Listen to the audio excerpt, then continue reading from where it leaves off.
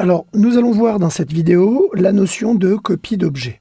Nous allons refaire un exercice qu'on a déjà fait. On va le faire de manière différente.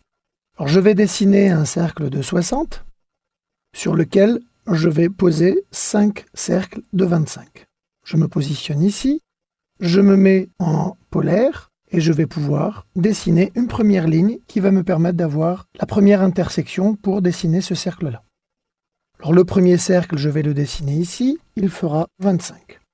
Le but maintenant, ça va être d'avoir 4 autres cercles. Ces cercles-là sont disposés de manière équidistante, évidemment, et vont être positionnés sur 5 angles identiques de 72 degrés. Alors pourquoi 72 ? C'est tout simplement qu'un cercle complet fait 360. Si on le divise par 5, ça donne 72. Donc je vais faire ma ligne qui va partir d'ici, et là je me rends compte que je m'arrête à 72. Alors pourquoi je m'arrête à 72 ? C'est que dans polaire, quand je vais dans paramètres, j'indique ici un angle d'incrémentation. Vous voyez que les angles par défaut sont 90, 45 et 30.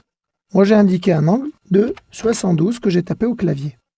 Donc vous voyez qu'ici, je peux aisément dessiner un angle de 72. Alors évidemment, il faut que polaire soit activé. Je m'arrête ici. J'en refais une autre de ligne en appuyant simplement sur Entrée. Encore une autre. Entrée à chaque fois. Et là, j'ai bien mes 5 lignes.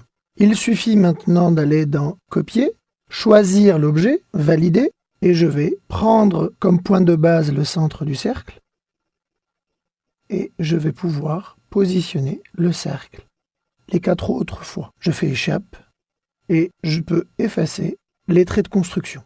Voilà, donc nous avons vu la commande Copier.